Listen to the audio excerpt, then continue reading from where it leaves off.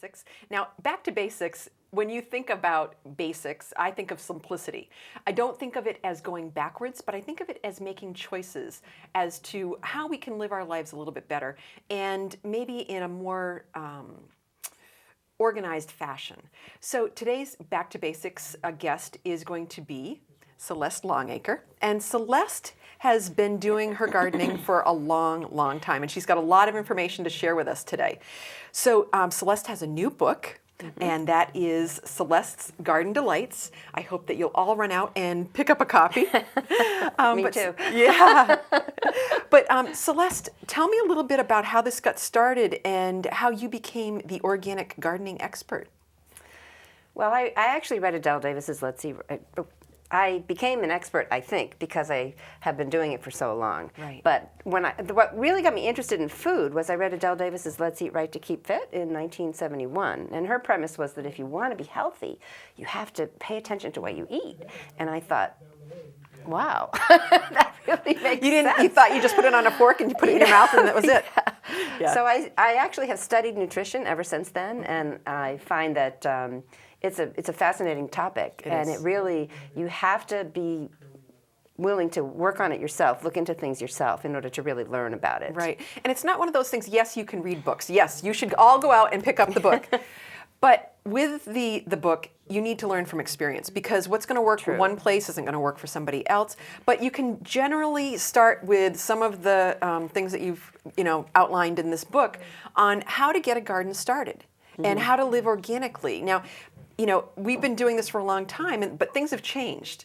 Back in the 40s and 50s, things were pretty organic back then. So can you tell me a little bit about where we've come from then? Well, organic gardening, originally everybody did organic gardening. Our grandparents and our great-grandparents, they did organic gardening. They composted things. They used old chicken manure and old cow manure and old horse manure. They buried fish heads with their roses. Right. And so we have been, for eons, organic gardeners. And things really changed after the 1940s and the 1950s when we started experimenting with chemicals. Right. So we started using chemical fertilizers, we started using chemical insecticides and herbicides, and that particular industry has just blossomed. And it's really not healthy. No, you turn around every day, it seems like there's more and more chemical stuff out on the market. Now we have the GMOs that you have to be careful of, the pesticides. Right. There's just a lot of stuff that's added to our food now. That's very, very true. Yeah. So one of the things that you can do as just a person is have a garden. Absolutely. Yeah, and Absolutely. so, you can live in, a rural area, you can even live in a city and have a garden up on a rooftop or things like that. But how would you get started to have a garden? What would you have to do to get started? Well, if you've never had a garden before, I think the very, very first thing that you have to do is you have to look at where you want to put your garden, because there are definite parameters that a garden needs. A garden needs 6, preferably 8 hours of sunshine a day, so you can't put it under a tree. You don't want to put it anywhere downhill or downwind from any place that uses a lot of chemicals, Right. like a golf course or something like that. You don't want to put it right next to a road where cars are going to splash up the contents of puddles, and you also don't want to put it where standing water just stays for a couple of days after a rain. So you want to take some time and look around your yard and find, or another one too is not to put it right next to trees or bushes that are going to steal the nutrients from the soil. Right. Yeah, and so location. Absolutely. Yeah. And, people that are just starting out will probably start with a piece of grass, an area that's all covered with grass. Now, what would they do to get that to turn it into a garden? Well, people that are starting out with just an area of grass, they have some options, If you can start it in the fall, that's nice because you can just cover it. You can do the no-till method. You can cover the garden with newspaper. And you cover that in the book. It's all outlined in the book. Yes, it is. If you want to start it in the spring, you're going to have to remove that sod. You're going to have to take it out. And then you're going to have to get some compost from, some aged compost and maybe some aged manure. You can buy these things at nursery stores. You can also, if you have any farmers around you, Right. they will have piles of old manure, and usually you can get some of that pretty inexpensively if you know some farmers. And it's so much better because it's giving organic matter right back into the soil than compared to fertilizers that you buy in a bag that's just chemicals. Absolutely, it's much more natural when you have when you do things with the way nature intended. Nature didn't intend for us to use all these very harsh chemicals on our foods, and you know. But you know, I think for farmers it's easier because they can stay in their air-conditioned little tractors and they can just spray something instead of being out and weeding in the hot sun. Yeah. Well, I think as humans we take the easy way Often often as we can. Yeah, we often do. Yeah. So once you have chosen your spot, you have got your spot cleaned of sod, and you've put some fertilizer down and things like that. What do you want to do next? Do you want to rototill it? Or I know you were talking about no-till. So what is no-till compared to rototilling? Okay, well, traditionally, I think with gardens, with new gardens, or the people that haven't had gardens before, I think they have done rototilling, which I don't think is a good idea because it actually takes the soil and it brings all those weed seeds up to the surface. So it's going to create a situation where you're going to have more weeds.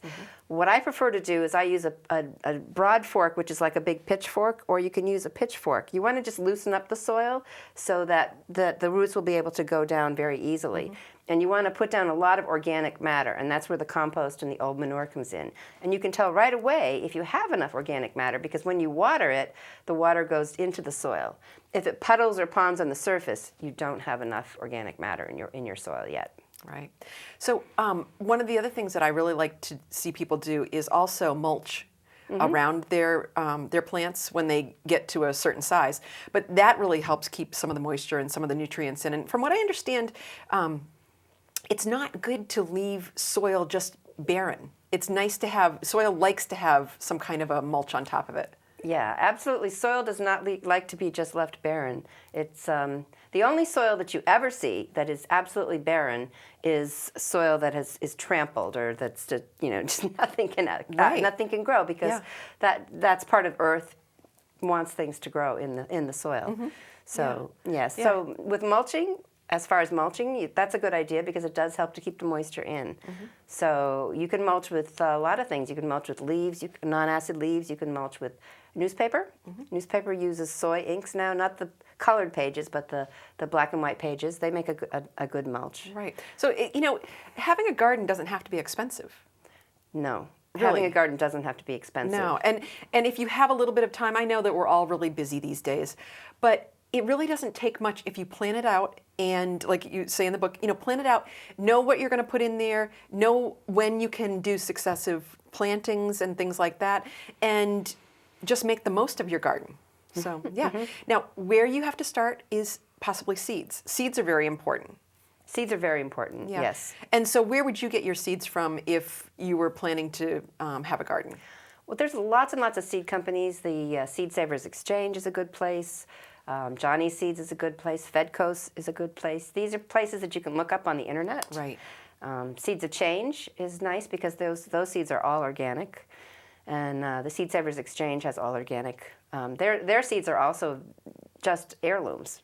So that's kind of nice because they're not any of the newfangled kind of messed with Right, plants. right. So so tell me a little bit more about heirlooms compared to regular seeds that you might purchase.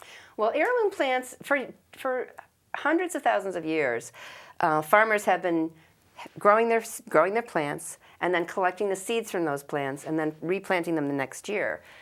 Those are considered heirlooms. But what we've been doing since the 1940s, 1950s, maybe even a little bit longer, is we've been taking taking two different kinds of parents and making the hybrids? Making the hybrids, which won't have babies that are just like them. Right. Their seeds, they won't produce seeds that are just like them. So if you see F1 next to a seed, you know that it's a hybrid, and it's not a plant that you can collect the seeds. Right, right. And you know, I even have tomatoes that come up year after year. It's so funny because I don't plant them and all of a sudden I've got this bounty of all these tomatoes that I know I've had in the past. So that's one of the other great things about heirlooms is that they can seed on their own and produce really good quality fruits and vegetables. Absolutely. Heirlooms can reseed themselves, and they do produce really good quality.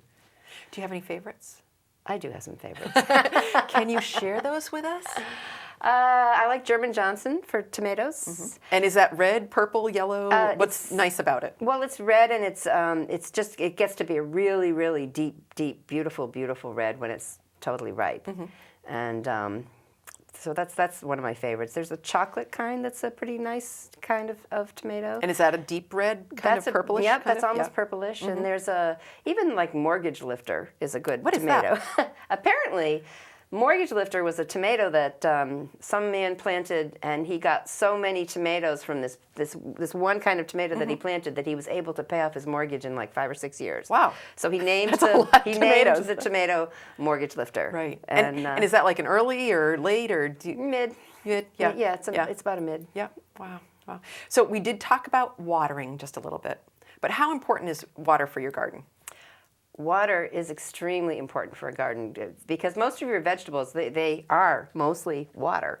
So you as well as, looking at all those other things that we were talking about when you're going to site your garden, you would want to have it near a water source. And you have to be a little bit careful of the water source too, because a lot of city water has fluoride in it or it has chlorine in it, which is very difficult for the plants. So you would have to find a place that would not have that. Not have those things. I know. And it is tough, like when you're in the city, it is tough to find that. But what you can do is, get your water, let it sit for a while, maybe put it in a water bucket or whatever, and you can actually have it siphon right off like a hose would.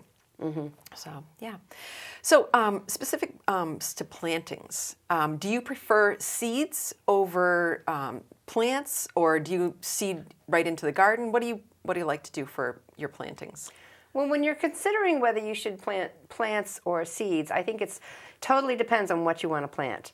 Something like carrots and beets, you don't want to transplant those. Those you need to use the seeds and they need to go right into the ground. But something like tomatoes or peppers or squashes or pumpkins or melons, especially if you live in the north where we have short seasons, it really can be very, very helpful to buy the plants and plant the plants. Right. And buying local. It makes a huge difference. Absolutely, buying local, yes. Because when you go to the big box stores, you don't know where those plants come from, and they may have insects or they may have diseases or you just don't know. So it's good to buy local. Plus, when you do buy local people know what the challenges in your area are going to be, and so they're wonderful resources for speaking to them about any problems that you have or any potential problems that you have or what problems could I have. Right. Now, that's all about gardening and having your own garden, but there's also farmers markets around. There's other local farmers that you can go to. So what would you do if you have a local farmer or farmers market in your area? What do you look for? Well, when you have a farmer's market in your local area, which most people do now, I mean, they're cropping up all over the place, which I think is a wonderful, wonderful, wonderful sign. And what you would want to do is you'd want to go and ask the farmer how they farm. See if they do farm organically. Sometimes people will farm organically, but they're not certified organic, and that's okay. Or, you can look at the fruits and vegetables and ask them what they use in their soil. A really good thing to do is ask them if you can visit the farm. Right. Because if you can visit the farm, I would definitely go and visit the farm, because then you can a real honest to goodness nice farm smells good and it looks pretty and the farmer's going to be so proud to show you their produce and things like that. Yeah. So if a farmer is unwilling to show you their farm, shop elsewhere. Right. Because there's a reason. Yeah, and we're very lucky in our area because we do have quite a few local farms. We all grew up with a farm called Ellis Farm in our area, and now we have others that have come in, and there's a lot more people that are starting to farm too. So it really is great to be able to support them. Now, when you are looking for your produce from them, what do you look for? Because they may have seconds that they're selling at a lower price.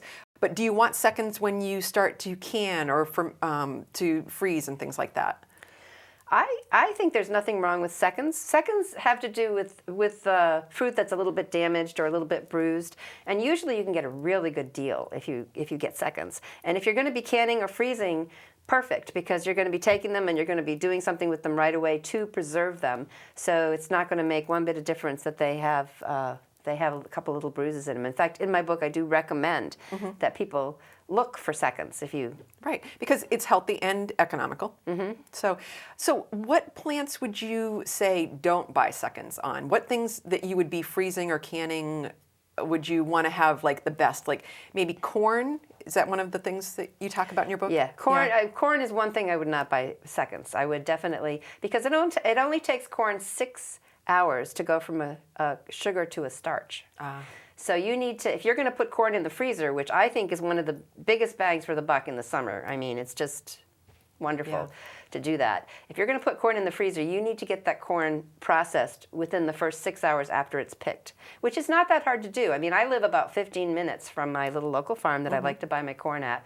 And I'll go down to the farm and get the corn and come back and put the water on to boil while I'm shucking the corn. And I do the 3 minutes in the steamer, and then I put it in ice water to cool it down, and then I cut it off and I put it in bags and I make them flat so that they'll stack. And usually I get about 2.5 dozen ears of corn. Wow. And it will do 8 or 9 quarts. And I put them in the freezer. And I can do that from the minute I leave my house to go to the farm to get the corn till I come back. It takes me 2 hours. Till they go into the freezer, rather. It's 2 hours. Yeah. Nothing. So you do have to organize your time so that you can plan that you're going to be doing this. But really, it's only a few hours. You know, you could do it on a weekend, you know, early in the day or whatever, and then you have the rest of your day all for you. Yes, you need with corn. You know, you need to be really a little bit fussier than you do with other things. Another vegetable that I would be a little bit fussy with too is broccoli, because I think broccoli loses its vibrancy. Right, it gets a little limp. Yeah, and it loses its nutrients, because plants, even though they're cut, they're still alive. Right. And they're using their own nutrients to stay alive. Right. So the longer you leave it in the refrigerator, or the longer you leave it unattended, the nutrients are going to be disappearing. Yeah, so it might look right, but Right. yeah. Okay, so let's see, freezer. So should we freeze our products? Should we can them? Do you like to do relishes, jams? What is it that you like to focus on? When I'm thinking about what I want to do with the vegetables that I have, it really depends on what vegetable it is. I think tomatoes can absolutely wonderfully. In fact, the lycopene in a tomato increases when you cook it. So you're increasing the value of the tomato by putting it in a can. Something like corn or beans or broccoli or peppers, I like to freeze those. Blueberries, blackberries, you know, they're so easy to freeze. Right. Freezing is very, very easy. And in fact, like with the blueberries and the blackberries, I just pick them, spread them out on a cookie sheet, stick them in the freezer, and then once they're frozen, I take them off the cookie sheet and I put them in a bag. By putting them on a cookie sheet, they all freeze individually. Right. So then you can put them into the bag and they don't mush together, which would happen if you just put them in the bag. And I've seen that happen. So yes, follow what Celeste has to say. So Celeste, you have this new book, Celeste's Garden Delights, and you have done a lot of work on this. You pulled quite a bit from your experience, but you have also talked with a lot of local farmers too. So can you tell me a little bit about some of the people that you interviewed and some of the topics that you talked about? Yeah, okay. I interviewed lots of different kinds of people. I interviewed a couple of soil specialists because I wanted to know really about soil and the parameters of soil. In fact, Dan Kittredge, who is one of the people I interviewed, he was the one that really kind of like opened my eyes to the no-till and how much better that is for the actual soil. So that was very interesting, all the things that he said about that. Because he also said, and I do believe this, that if we really farmed that way, if we really got back into a no-till type of farming, if we allowed cows to go out onto the pasture and to eat grass and move them around so that they didn't overeat the grass and nourish the land, we would be able to grab all that carbon that's in the air in a very short period of time. Right. Right. I mean, there's so much, if you think about the way we used to do things. It's not going backwards again. It's not going backwards. It's learning from the past and trying to make the best with what we have now. Because, it's not the same day it was when our parents were growing up or our grandparents were growing up. Right. It's not the same as when our grandparents were growing up. But I think we need to kind of take a look back, because when our grandparents were kids, there was not as much obesity. There was not as much cancer. There was not as much heart disease. There was not as much diabetes. There was not, there's illnesses have just like blossomed in the past 50 years. Right. And I think it's because of the food that we've eaten. The food that we eat is not good anymore. Right. A lot of it. Well, a lot of our soil is getting depleted from the nutrients, true. and so that follows through with the fruits and vegetables that we eat. So you also did some interviews with a 4-H leader. That was a really interesting interview. Yeah. Yeah. 4-H is a very good group, because they're totally dedicated to the kids and educating the kids. And there are 4-H groups all over the country, and anybody can tune into them. They have information. There's also extension groups. I did interview somebody that was involved with an extension. Most states have extensions which have lots of information that's free and available to people. They have places where they can test your soil, because you might want to test your soil to see what it does and doesn't have. And it's really quite important to test your soil, because And it's inexpensive. Right, and you just can't tell by looking at your soil. I mean, yes, you can clump it together, but you can't tell what nutrients are in that soil. That's and true. so tell me a little bit about, there's different nutrients for like cucumbers compared to potatoes and tomatoes and different things like that. Yeah. That's something to think about as well. Well, different plants and different plant groups will pull different nutrients from the soil. That's one reason that you want to rotate your crops and plant them in different beds for different years, because they're and I'm not wise as to exactly what all the different plants will draw. Right. I know a few little things, but so that's one of the other aspects of gardening that is good to do, to put crops in different places in different years. Right. It also keeps the bugs a little bit confused. Yeah, keep them on their toes. That's the Keep best them way on to go. their toes, Yeah. So let's see. You talked with environmentalists, with other farmers. Anybody that kind of Well, I talked to a farmer that does not only beef, but he has chickens, broiler chickens. He does eggs, so he has laying chickens, and he does lamb, and he does pork. And we talked a little bit about how he rotates things around, because that's really important too. And I talked to a woman who does a farm stay, where you can come, and she has an inn, and you can come and be in the inn and experience farm life as much or as little as you want to. It's really up to you how much you want to experience that farm stay. Yeah, I think that's really a great thing. You can do it as a family. So your kids are learning something about farming, because really, when you think about it these days, do kids really know where their food comes from? Or even adults? Do they really? I don't think so. They go to the grocery store and they see it on the shelf, and also they see it on the shelf and they think it's okay. It's good for them because it's in the grocery store. It's in the grocery store, which is not necessarily true. Right. So one of the other things about having your own garden or making decisions on what food is going to go into your body is that you are in control of what you're eating. And you have the ability to make the decision as to, are you going to eat foods that do have a lot of pesticides in them or not? And nobody can really afford to eat everything organic. I mean, yes, it would be wonderful in a perfect world. It would be great to be able to eat everything organic. But there are things that we need to go to this grocery store for that maybe we need to pick up. Natural is almost organic. Certified organic is tough to do because you have to get certification. But again, we can have our own gardens and be certified. I mean, be organic. Absolutely. We can definitely have our own garden. We can absolutely definitely have our own gardens and be pretty organic and grow as much as we can for ourselves. But there are lots and lots of people now who are getting interested in local farming. Right. So you don't even have to have your own garden to be able to eat well. Again, if you can visit the farm, you can go to the farm and you can see what they have, what they do, how they raise their crops, how they raise their animals as well, because that's really important. And backyard chickens They're are so much fun. absolutely in. Yeah. They're definitely in. They've come back. The backyard chicken has definitely come back. Right. And it's, well, and chickens, and I have to say bees. But chickens and bees are something that anybody can have. They don't require a lot of room. There is information that you need to know about them so that you have healthy chickens and bees and things like that. But those are things that I'm really seeing a lot of lately, is things that people can do for themselves. Not everybody wants to buy a cow.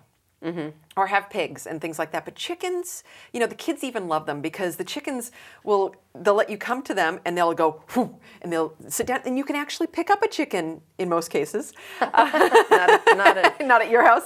Well, oh no, I was going to say not a rooster. No, not a rooster. Roosters are totally different. Yeah, roosters no. Yeah, no. Just the hens. Right. But you know, every day that when you go out to pick up your eggs, it's like you're picking up these little gems because they're little gifts that the chickens have laid for you. So it's just wonderful. And fresh, really natural hen eggs are very, very good for us. They're absolutely wonderful for us. They are loaded with all kinds of nutrients and protein, and they just have wonderful stuff in them. And you know, if your chickens get to have a real life, I mean, my chickens get to go outside. Even all year long, my chickens get to go outside because I shovel them a courtyard in the winter and I put hay down because the chickens don't like snow. If you don't do something like that, they'll just stay in the coop the entire winter. In fact, I'm sure that's where the cooped up term came from. Exactly. Yeah. So, Celeste, if you could give us some secrets to your success. Now, don't tell anybody. This is just between us. But what secrets would you have to offer to get people started, to have them have a good life, a good garden, things like that? Okay, well, if you want to have a garden and you've never had a garden before, I think one of the very most important things to do is to start small. You need to really just have a tomato plant or two, or maybe have a couple of cucumbers, or whatever it is that you really, really like. Definitely start really small so that you won't be overwhelmed. Right. Because it takes time, and you need to kind of feel your way through as to how to get it going and how to keep it going and how much time it's going to be and how much water it's going to take, and it takes a while, and it also takes a while to figure out how much you really will eat during the course of a year. Right. So when you're buying, tomatoes to put in jars, or you're buying cucumbers to make into pickles, it takes a while to figure all that out. It does. But so you can go barter. slow. You can barter. You can barter, and you can share with your friends. Or you can some farmers will sell you a whole cow. Right. You can get together with a couple of your friends, and that's a really economical way to do it. Yeah. So today we've talked with Celeste, and it's Celeste's Garden Delights. Go out and pick it up. You're going to learn so much. So what we'd like to tell you is get back to basics. Think about what you can do, love your life, and live well. We'll see you again in my backyard. Oh, in my backyard. Back to basics. This is just too funny.